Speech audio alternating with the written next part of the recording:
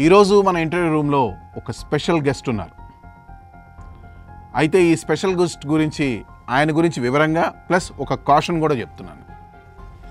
ఆయన founder of Israel movement in Middle East war analysis. He is mister Srikanth Nakarekanti garu. అయితే caution ఏంటంటే ఇప్పుడు ఆయన ఇజ్రాయెల్ నుంచి మనతో పాటు లైవ్లో ఉన్నారు. ఒకవేళ ఏదైనా చిన్నపాటి ఇష్యూ వచ్చి అక్కడ సౌండింగ్ అలారం వస్తే ఆయన ఇంటర్వ్యూ మధ్యలోనే కట్ ఆఫ్ అవుతుంది. వ్యూవర్స్ ఈ డిస్క్లైమర్ ఒకటి గమనించుకోండి. నమస్తే శ్రీకాంత్ గారు. నమస్తే అండి. ఎలా ఉన్నారండి? బాగున్నానండి, ఆ దేవుని కృప వలన బాగున్నాను. సో ఇప్పుడు మీరు ఇజ్రాయెల్లో ఉన్నారు. ఇజ్రాయెల్లో ఏ ప్రాంతంలో ఉన్నారండి మీరు? నేను జెరూసలేం ఏరియాలో ఉన్నానండి.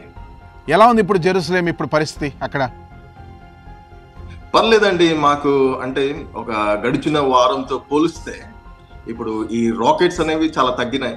ఇప్పుడు నిన్న నైట్ కూడా మాకు కొన్ని రాకెట్స్ ఉన్నాయి. ఒక దాదాపు 5-6 రాకెట్స్ మాత్రమే ఇరాన్ నుంచి ప్రస్తుతానికి వస్తున్నాయండి. అట్లాగా నిజానికి ఇజ్రాయెల్కి ఈ యుద్ధం స్టార్ట్ చేయడం అనే అవసరం నిజంగా ఉందని మీరు అనుకుంటున్నారా? ఇజ్రాయెల్ వాస్తవానికి ఈ యుద్ధం గురించి ఇప్పటి నుంచి మాట్లాడట్లేదండి. అసలు ఇజ్రాయెల్కి యుద్ధాన్ని చేయాలనే ఆలోచన లేదు ఫస్ట్. ఎందుకంటే ఇజ్రాయెల్ అనేక ఇంటర్నేషనల్ ప్లాట్ఫామ్స్ మీద ఇరాన్ గురించి ప్రస్తావన చేసింది. ఇరాన్ న్యూక్లియర్ వెపన్ ని తయారు చేసుకుంటున్నది, దాన్ని ఆపాలి అని గడిచిన 40 సంవత్సరాలు, అంటే ఎగ్జాక్ట్ గా చెప్పాలనుకుంటే 90s నుంచే మాట్లాడుతున్నది. ఇదే బెంజమిన్ నెతన్యాహు 1990s లో ఇటు ఇరాన్కి ఇటు పాకిస్తాన్కి వీళ్ళ చేతిలో న్యూక్లియర్ వెపన్ ఉండకూడదు. ఇస్లామిక్ దేశాలు అంటే ఇస్లామిక్ తీవ్రవాద భావజాలాలు ఉన్నటువంటి వారి చేతిలో న్యూక్లియర్ వెపన్ ఉంటే పిచ్చోడి చేతిలో రాయి ఉన్నట్లే అని ఇప్పటి నుంచి కాదు అప్పటి నుంచి కూడా ఫైట్ చేస్తున్నాడు. అయితే వీళ్ళు ఈ న్యూక్లియర్ వెపన్ తయారు చేసుకోవడానికి చాలా దగ్గరకు వచ్చేసారు. ఇన్ని సంవత్సరాలు కష్టపడి 40 సంవత్సరాలు ఈ న్యూక్లియర్ వెపన్ తయారు చేసుకోవడానికి చాలా దగ్గరకు వచ్చారు. కాబట్టి ఇంకా ఒక 1 వీక్ అదే 1 మంత్ లోపల తయారు చేసుకుంటారు. కాబట్టి ఈ యొక్క ప్రీఎంప్టివ్ స్ట్రైక్ అనేది చాలా కంపల్సరీ అయిందండి. కొంచెం మనం ఓపెన్గా మాట్లాడుకోవాలంటే ఇది 2 మతాల మధ్య రేగిన ఓ చిన్నపాటి చిచ్చు అనుకోవచ్చు. అంటే అటు ఇరాన్ కానీ ఇటు ఇజ్రాయెల్ కానీ 2 మతాలకు సంబంధించిన సామ్రాజ్యాలు.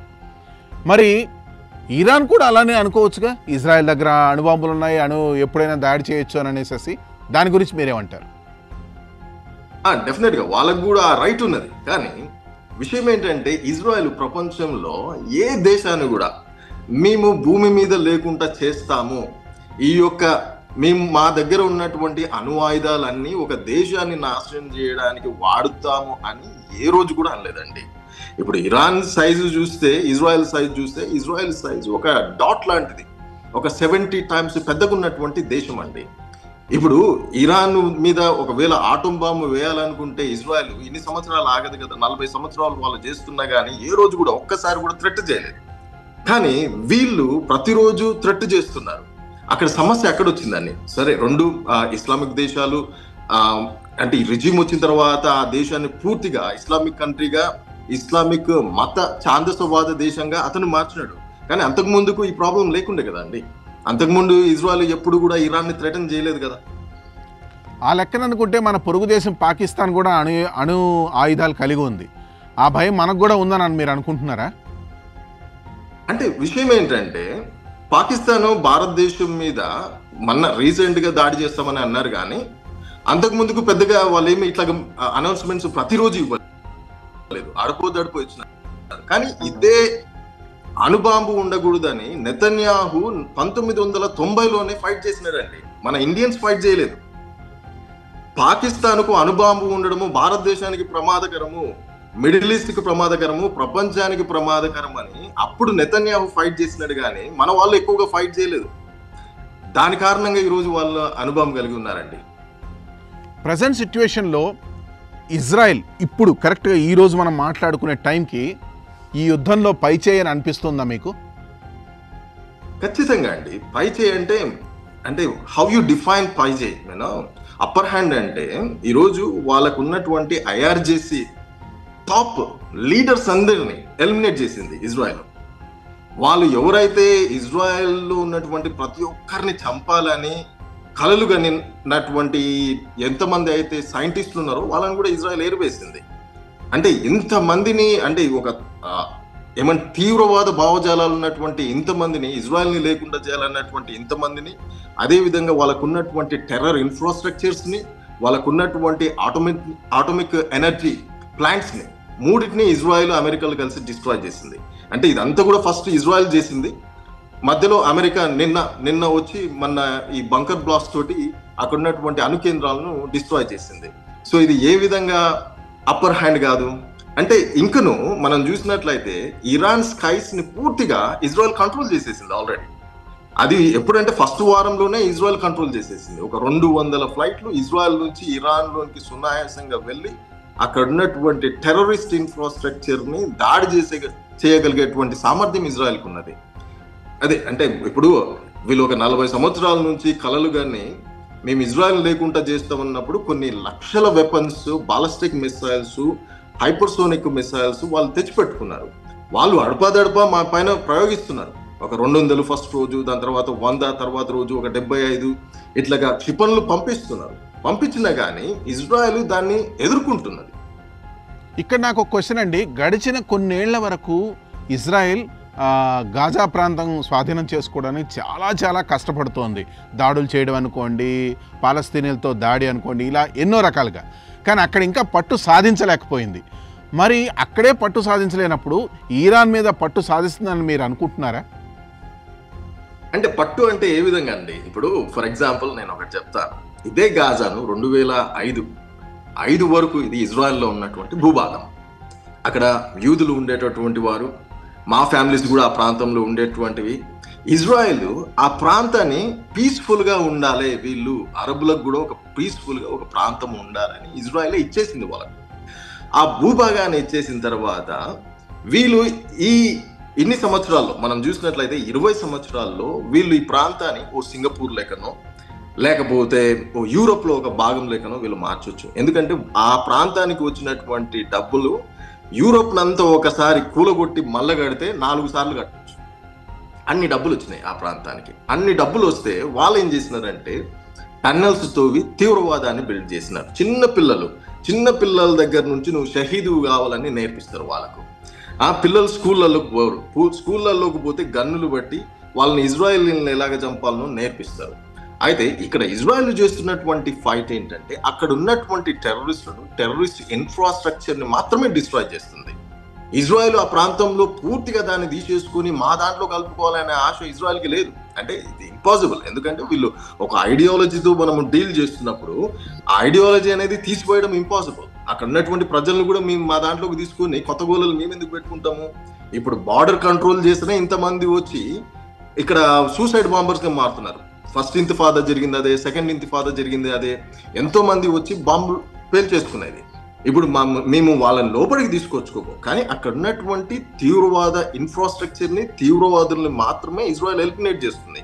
అయితే వీళ్ళందరూ ప్రజలతో మమేకమై ఉండడంతో దీంట్లో ఎవరు తీవ్రవాది, ఎవరు సామాన్య ప్రజలు అని చెప్పడం చాలా కష్టం. కాబట్టి ఇజ్రాయెల్ ఎక్కడ పడితే అక్కడ దాడులు చేయదండి.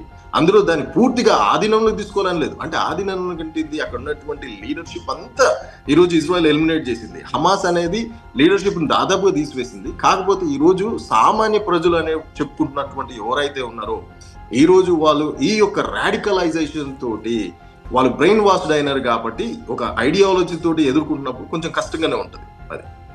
కానీ ఇప్పుడు ఇజ్రాయెల్తో పాటు అమెరికా చేసిన దాడికి ప్రతిగా ఇరాన్ తనకి సంబంధించిన తన ప్రాంతంలో ఉన్న ఆ చమురు దారిని పూర్తిగా మూసేస్తోందన్న వార్తలు వస్తున్నాయి. దీని మీద ముఖ్యంగా ముందు ఇజ్రాయెల్ స్పందన ఏంటండి? ఒకటండి, ఇప్పుడు వాళ్ళ చేతిలో ఇప్పుడు హర్మోజుని వాళ్ళు క్లోజ్ చేయాలనుకుంటున్నారు. ఇది పర్షియన్ గల్ఫ్ లో ఉన్నటువంటిది ఒమాన్, అంటే గల్ఫ్ ఆఫ్ ఒమాన్ కి పర్షియన్ గల్ఫ్ ని కనెక్ట్ చేస్తుంటది ఈ జలపాతం అనేది. అయితే దీన్ని ఒకవేళ క్లోజ్ చేస్తే ఏమవుతుందంటే డైరెక్ట్ గా కొన్ని దేశాల మీద ఇంపాక్ట్ పడుతుంది. మేజర్ గా ఇంపాక్ట్ పడేటువంటి దేశాలు ఏదంటే భారతదేశం మీద పడుతుంది, అదేవిధంగా చైనా మీద కూడా చాలా పెద్ద ఎత్తున ఇంపాక్ట్ పడుతుంది. రష్యా మీద అంతగా పడదు, ఎందుకంటే వాళ్ళ ఓన్ ఆయిల్ ఉంది కాబట్టి, క్రూడ్ ఆయిల్ ఇదంతా ఉన్నది కాబట్టి. అయితే దీనికి ఇప్పుడు ఉన్నటువంటి ఒకటే ఒక వే ఏంటంటే నిజంగా ఇజ్రాయెల్ కానీ అమెరికా కానీ వాళ్ళు ఇజ్రాయెల్ని, అమెరికాను, రెండు దేశాలను, అదేవిధంగా ప్రపంచ దేశాలను థ్రెట్ చేస్తున్నారు. నేను అనుకునేది ఏంటంటే దీనికి ఉన్నటువంటి ఆప్షన్ ఏంటంటే అక్కడ రిజీమ్ చేంజ్ అనేది జరగాలండి. ఒకవేళ ఈ రిజీమ్ చేంజ్ అయతుల్లాను చేంజ్ చేయకపోతే వీళ్ళు ఈ విధంగానే థ్రెటన్ చేస్తారు. ఎందుకంటే హుతీస్ అనేది ఒక చిన్న ట్రైబల్ తీవ్రవాద గ్రూపు. అలాంటి ట్రైబల్ తీవ్రవాద గ్రూపే మనము ఇక్కడ ఇంకొక దగ్గర కూడా మిడిల్ ఈస్ట్ లో వాళ్ళు షిప్స్ అన్నిటినీ కూడా ఆపేస్తుంటారు. కాబట్టి ఇప్పుడు వీళ్ళు ఇట్లా ఆపకుండా చూడాలంటే మనం డెఫినెట్ గా అక్కడ రిజీమ్ చేంజ్ కావాలి, లేకపోతే ఇజ్రాయెల్ అమెరికా డెఫినెట్ గా చాలా సీరియస్ యాక్షన్స్ తీసుకుంటాయండి ఒకవేళ అట్లాంటివి చేస్తే మాత్రం. ఎందుకంటే ఇది ప్రపంచ ఎకానమీ మీద దెబ్బ చూపిస్తుంది కాబట్టి. Sir, make America great again అని ట్రంప్ గద్దెనెక్కి అమెరికాతో సహా ప్రపంచ దేశాలన్నింటినీ దాదాపు గడగడలాడిస్తున్నాడు. ఇప్పుడు అదే Trump make Iran great again అని చెప్పేసి మళ్ళీ ఇజ్రాయెల్తో కలిసి ఇరాన్పై దాడులు చేస్తున్నాడు. నిజంగా ట్రంప్ని ఇజ్రాయెల్ పూర్తిగా నమ్మగలుగుతుందా సార్? ఒకటండి, ఇజ్రాయెల్ ట్రంప్ను పూర్తిగా నమ్మినా నమ్మకపోయినా కానీ గడిచిన 20-30 సంవత్సరాల నుంచి ప్రతి అమెరికన్ ప్రెసిడెంట్కి మేము చెప్పినాము. బిల్ క్లింటన్ దగ్గర నుంచి మనం చూస్తే బుష్, దాని తర్వాత ఒబామా, ప్రతి అమెరికన్ ప్రెసిడెంట్కి ఇజ్రాయెల్కు ఉన్నటువంటి థ్రెట్ను మేము గగ్గోలు పెట్టినాం. మాకు ఫ్రీ హ్యాండ్ ఇచ్చేస్తే ఇజ్రాయెల్ అక్కడ ఉన్నటువంటి టెర్రర్ ఇన్ఫ్రాస్ట్రక్చర్ ని డిస్ట్రాయ్ చేయడానికి ఇజ్రాయెల్ దగ్గర కెపాసిటీ ఉన్నది, ఇజ్రాయెల్ దాన్ని చేయగలుగుతుంది, ఆ సామర్థ్యం ఉన్నది. కానీ ఇజ్రాయెల్ చేతులు కట్టేసి మేము లేకుండా మీరు చేయరాదు అని అమెరికా చాలా క్లియర్గా ఉన్నది ఫస్ట్ నుంచి కూడా. అయితే ఇంత చిన్న దేశము ఇన్ని దేశాలతో పోరాడుతున్నప్పుడు డెఫినెట్ గా ఇజ్రాయెల్ కి అమెరికా సహాయం అనేది కావాలి. అయితే ఈ రోజు ఇప్పుడు మీరు అన్నటువంటి ప్రశ్న ఏంటంటే అమెరికా నిజంగా ఇరాన్ ని గ్రేట్ అగైన్ చేస్తుందని అంటున్నారా మీరు? అవును, అది నేను అన్నింది కాదు, ట్రంప్ ఇచ్చిన స్టేట్మెంట్. ట్రంప్ అడ్మినిస్ట్రేషన్ ఏమంటున్నారు? ట్రంప్ చెప్పిన స్టేట్మెంట్ ఏంటంటే మేక్ ఇరాన్ గ్రేట్ అగైన్. అదే నిజంగా. అయితే ఇప్పుడు ఏం చేసినాడంటే ఈ టెర్రర్ ఇన్ఫ్రాస్ట్రక్చర్స్ పైన డిస్ట్రాయ్ చేసినాడు. డెఫినెట్ గా మాకు సహాయం చేసినట్టే కదా, మాకు సహాయం చేసినాడు. ఇప్పుడు నెక్స్ట్ స్టెప్ ఏంటంటే ఇరాన్ చెరలో ఉన్నటువంటి ఇరానియన్ ప్రజలను విడిపించడమే. ఒకవేళ అది చేయగలిగితే మాత్రము ట్రంప్ డెఫినెట్ గా ఇటు ఇజ్రాయెల్ కి సహాయం చేసినట్టే, ఇరాన్ ప్రజలకు, పర్షియన్ ప్రజలకు సహాయం చేసినట్టే. ఎందుకంటే 40 సంవత్సరాలండి ఈ యొక్క మత ఛాందసవాదుల చేత, తీవ్రవాదుల చేత ప్రతిరోజు 2-3 వేల మందిని తీసుకువెళ్ళి ఎవరైతే ఈ ప్రభుత్వానికి అక్కడ రిజిమ్ కి అగెన్స్ట్ గా వస్తున్నారో తీసుకెళ్లి హరాస్ చేసి ఇజ్రాయెలీ స్పైస్ అనే కారణం చేతనో లేకపోతే ఏ కారణం చేతనో ఇస్లామిక్ అంటే వాళ్ళ యొక్క ఆచారాలు పాటించట్లేదు అన్నటువంటి కారణంగా దారుణంగా చంపేస్తున్నారు. ఈ వారం రోజుల్లోనే ఈ రిజీమ్ కొన్ని 100 మందిని చంపినాడు. ఇంటర్నెట్ ఆపేసి బయట ప్రపంచాలు వీటి గురించి మాట్లాడుతున్నాయా? మాట్లాడట్లేదు. డెఫినెట్ గా ఇరాన్ ప్రజలకు ఒక ఫ్రీడమ్ దొరికినట్టే అండి ఈ రిజిమ్ ని చేంజ్ చేస్తే. ఐ డూ అగ్రీ అండి, మీరు చెప్పిన పాయింట్ నేను అగ్రీ చేస్తాను. కానీ ట్రంప్ జస్ట్ ఒక 2 days బిఫోరు ఒక 2 వారాల్లోపు మేము ఇరాన్ మీద దాడి చేయాలా లేదా అన్న దాని మీద నిర్ణయం తీసుకుంటామని ప్రకటించాడు. కరెక్ట్గా 2 days, 48 hours లోపు ఆ మనిషి చెప్పిందే ఆ మనిషే నమ్మే విధంగా కాకుండా దాడి స్టార్ట్ చేసేసాడు.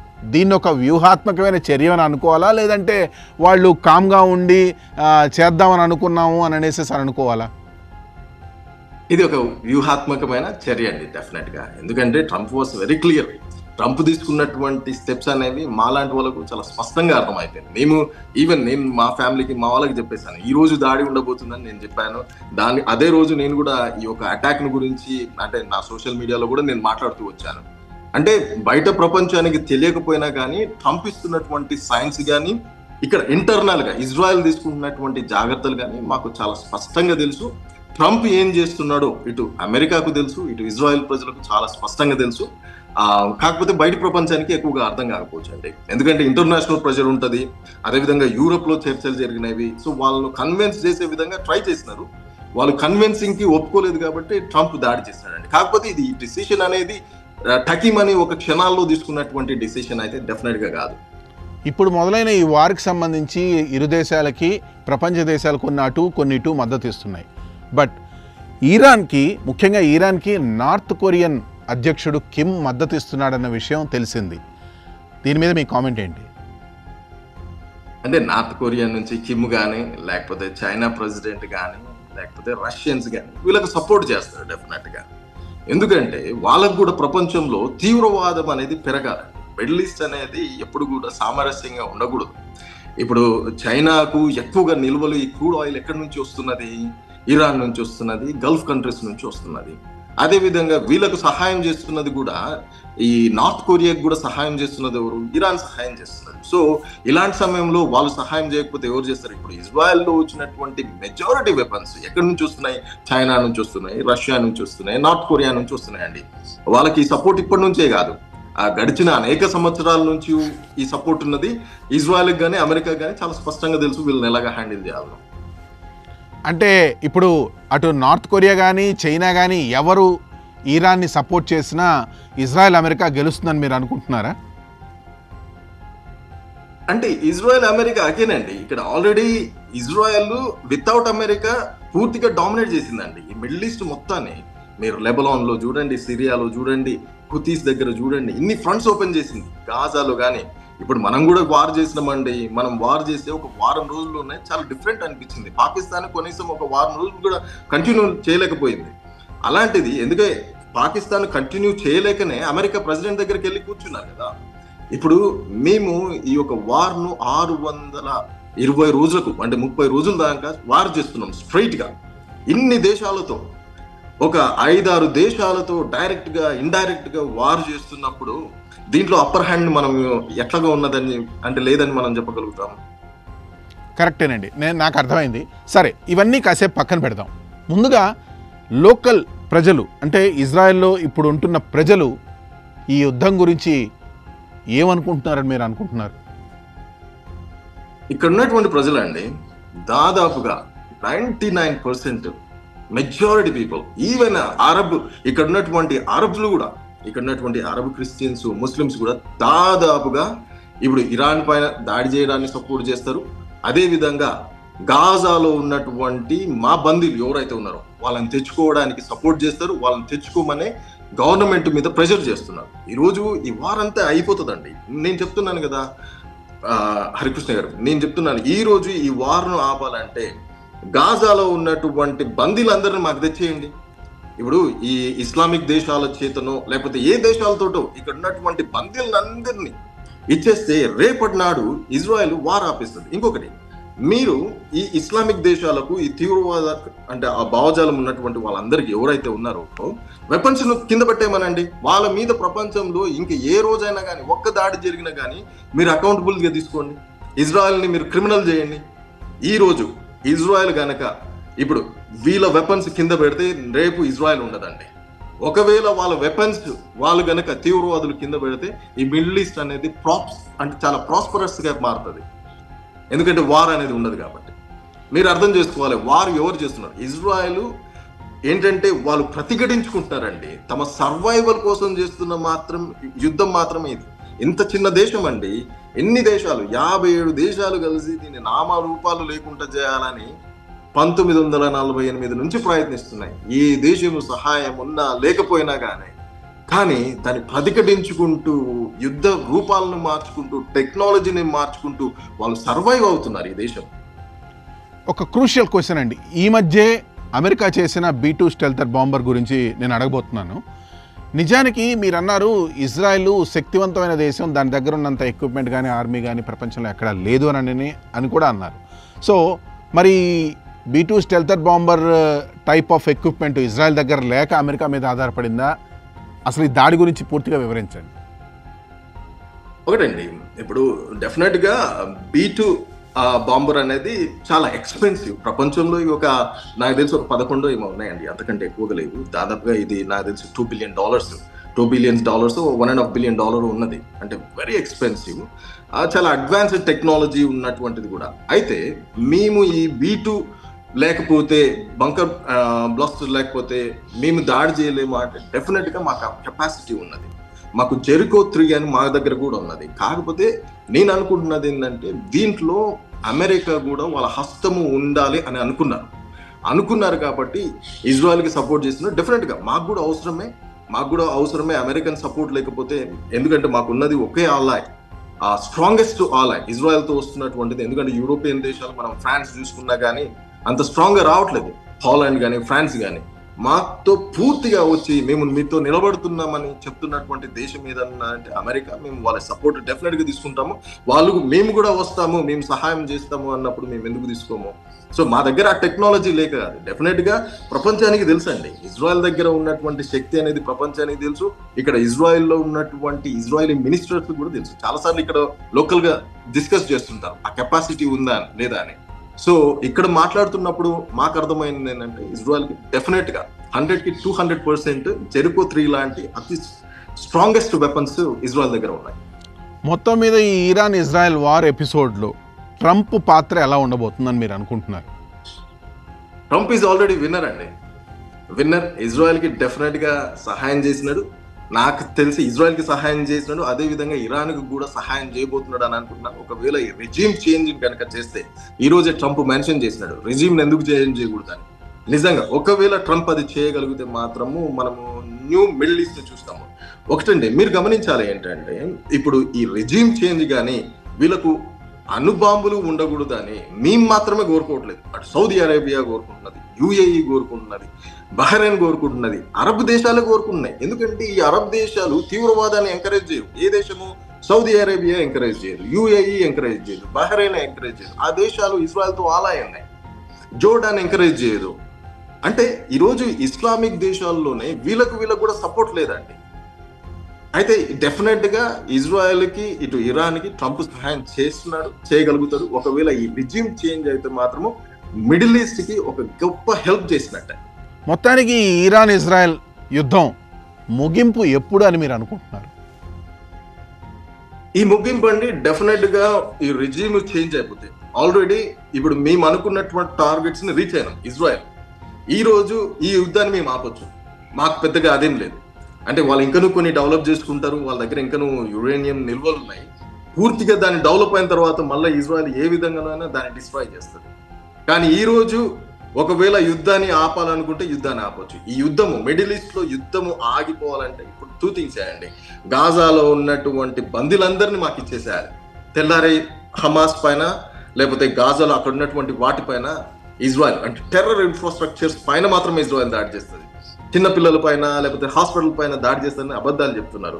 ఇజ్రాయెల్ అక్కడ దాడి చేస్తే ఆ హాస్పిటల్స్ వీటన్నిటిని ఖాళీ చేస్తే దాడి చేస్తుంది. అయితే ముందు మా బందీలను మాకు ఇచ్చేస్తే గాజాలో యుద్ధం ఆగిపోతుంది. అదే విధంగా ఇప్పుడు ఇరాన్ మా పైన ఇంకా క్షిపణులు ప్రయోగించకపోతే, ఇజ్రాయెల్ ఏంటంటే ఇజ్రాయెల్ దగ్గర ఉన్న సమస్య ఏంటంటే వీళ్ళు ఒక రాకెట్ కొడితే వీళ్ళు 10 కొడతారు, దాంట్లో మాత్రం వెనక్కి వెళ్ళారు. వీళ్ళు ఒక్క హైపర్సోనిక్ వాడితే దానికంటే 10 రెట్లు స్ట్రాంగ్ ఇజ్రాయెల్ వాడుతుంది. సో వీళ్ళు ఇప్పటికైనా ఇప్పుడు ఈ దాడులు చేయడము ఆపేస్తే ఈ యుద్ధము ఈ రోజుతో ఆగిపోతుందండి. థ్యాంక్ యూ శ్రీకాంత్ గారు for your valuable suggestions and opinions. నిజానికి చాలా బాగా చెప్పారు. ఆఖరిగా మీరు సాక్షి ప్రేక్షకులకు ఈ యుద్ధం గురించి ఏం చెప్పాలనుకుంటున్నారు ఒక మొక్కలో? నేను సాక్షి ప్రేక్షకులు ఏం చెప్పాలనుకుంటున్నానంటే, మీరు చాలా మంది అంటే ఇజ్రాయెల్ కి సపోర్ట్ చేయాలన్నా లేకపోతే హమాస్ కి సపోర్ట్ చేయాలన్నా లేకపోతే దేనికి సపోర్ట్ చేయాలని చాలా గందరగోళంలో ఉన్నారండి. ఇక్కడ మీరు ఇజ్రాయెల్ కి కాదు లేకపోతే హమాస్ కి కాదు, దేనికి సపోర్ట్ చేస్తారంటే మీరు న్యాయానికి సపోర్ట్ చేయండి. ఇజ్రాయెల్ చేస్తున్నది ఒక న్యాయమైన ఫైట్ అండి. ఒక చిన్న దేశము, ఒక డాట్ అంతా కూడా ఉండదు. ఇది మిడిల్ ఈస్ట్ అంతా చూస్తే ఇజ్రాయెల్ భూభాగం ఒక చిన్న డాట్. ఈ చిన్న డాట్ తమను తాము ప్రతిఘటించుకుంటూ ఇప్పుడు ఇక్కడ ఉన్నటువంటి 1 కోటి మంది ప్రజలు వాళ్ళ చిన్న పిల్లలను చదివించుకుంటూ వాళ్ళు పనులు చేసుకుంటూ ప్రశాంతంగా బ్రతకాలని మాత్రమే వీళ్ళకు ఉన్నటువంటి కోరిక. వీళ్ళు ఇంకో దేశం మీద పోయి యుద్ధం చేయాలని ఎప్పుడు ప్రయత్నిస్తలేదు. కానీ వీళ్ళను చంపడానికి ఇన్ని దేశాలు ప్రయత్నిస్తున్నప్పుడు ఒక పిల్లిని రూములేసి కొట్టినట్టే అండి, ఎదురు తిరుగుతుంది, ఖచ్చితంగా ప్రతిఘటిస్తుంది. ఇజ్రాయెల్ చేస్తున్నది అదే, ప్రతిఘటిస్తుంది. మీరు దాన్ని గమనించాలని నేను కోరుకుంటున్నాను. సార్, ట్రంప్ గురించి ఇంకొక క్వశ్చన్ సార్. ట్రంప్ ఈ మధ్య ఒక ట్వీట్ చేశాడు, ఇది రెజీమ్ చేంజ్ గురించి కాదు, why not we make Iran great again అన్న కాన్సెప్ట్ని ముందుకు తీసుకొస్తున్నాం అన్నట్టు అన్నాడు. సో దీని మీద మీ కామెంట్ ఏంటి? అంటే నిన్న కూడా చేంజ్ చేశాడండి, నిన్న కూడా మాట్లాడాడు. రెజీమ్ చేంజ్ చేయకపోతే ఇరాన్ ని మనం గ్రేట్ చేయలేమండి, అది ఇంపాసిబుల్. ఎందుకంటే అది మీ ఒపీనియన్, అది మీ ఒపీనియన్. అంటే ఇది ట్రంప్ ఒపీనియన్ కూడా మీరు చూస్తారు. వచ్చే ఈ 2-3 days లోనే ఈ స్టేట్మెంట్స్ పాస్ కావడం మీరు చూస్తారు. ఎందుకంటే ఇంటర్నల్ గానే వాళ్ళే చాలా మంది వాళ్ళకు వ్యతిరేకంగా బయలుదేరినారు. ఇరానియన్ పీపుల్ ఇరానియన్ పీపుల్ కోరుకుంటున్నది ఏంటంటే ఈ రిజిమ్ డెఫినెట్ గా వెళ్ళిపోవాలని కొన్ని లక్షల మంది కోరుకుంటున్నారు. ఇదివరకు ఉన్నటువంటి క్రౌన్ ప్రిన్స్ కూడా తిరిగి ఆ దేశానికి వెళ్ళిపోవాలని చూస్తున్నాడు. నేను అనుకునేది ఏంటంటే ట్రంప్, అదేవిధంగా ఇజ్రాయెల్, యూరోపియన్ దేశన్స్ ఈ రిజిమ్ చేంజ్ చేయడానికి కూడా ప్రయత్నాలు చేస్తాయని నేను అనుకుంటున్నాను. శ్రీకాంత్ గారు, ఇప్పటిదాకా జరిగిన దాడుల్లో ఇజ్రాయెల్లో మీరు ఎక్కడైనా ఆ దాడుల వల్ల బాధింపబడ్డ ప్రజలు కానీ ప్రాంతాలను కానీ మీరు చూసారా? డెఫినెట్గా అండి, ఇజ్రాయెల్ అనేది చాలా చిన్న దేశమే అండి. ఇక్కడ ఎవరికి ఏదైనా అంటే దాడి జరిగినా కానీ, ఎవరిపైన కానీ, ఎవరైనా చనిపోయినా కానీ ఆ ఫ్యామిలీస్ మాకు కనెక్టింగ్నే ఉంటాయి. మా ఫ్యామిలీతో టచ్లో ఉంటారు. అంటే ఎవరికో అంటే మ్యూచువల్ ఫ్రెండ్స్ ఎవరో ఒకరు ఉంటారండి. ఇప్పుడు మేమున్నటువంటి సిటీలోనే దాదాపు కొంతమంది సైనికులు చనిపోయినారు, గాజాలో చనిపోయినారు ఇదివరకు. అదేవిధంగా అంటే ఇప్పుడు జరిగినటువంటి దాడిలో ఏం కాలేదు ఇరాన్ నుంచి, కానీ నిన్నగాక మొన్న రీసెంట్గా మా ఫ్రెండ్ వాళ్ళ ఇంటి పైననే బాంబులు పడ్డాయి బేసికల్గా. అంటే వీళ్ళు ఏంటంటే జనావాసాల పైన, రెసిడెన్షియల్ ఏరియాస్ పైన టార్గెట్స్ చేస్తున్నారు కాబట్టి డెఫినెట్గా ఎవరు మాకు తెలిసిన వాళ్ళు డెఫినెట్గా డ్యామేజ్ అవుతూనే ఉన్నారండి. వాళ్ళ ఫ్యామిలీస్ లేకపోతే వాళ్ళ బిల్డింగ్స్ ఏదో ఒకటి డెఫినెట్గా డ్యామేజ్ అవుతూ ఉన్నాయి. Okay sir, thanks a lot sir, thanks a lot for your opinions. Thank you. Stay safe and be alert sir. Thanks అండి, బాయ్. నువ్వా నేనా, నీకు తోడు నేను, నాకు తోడు నీవు, ఈ వారసత్వ పోరులో ఎవరు విజయం సాధిస్తున్నారు, ఎవరు నష్టపోతున్నారు? ఇరాన్ ఇజ్రాయెల్ యుద్ధం ఎడతెరిపి లేకుండా సాగుతోంది. కానీ ప్రపంచ దేశాలతో పాటు సామాన్య ప్రజలు కూడా భయపడుతున్నారు. కానీ యుద్ధానికి ముగింపు తొందరలోనే ముందుంది అని అంటున్నారు విశ్లేషకులు. That's all for today. This is Harikrishna signing off for Sakshi exclusive.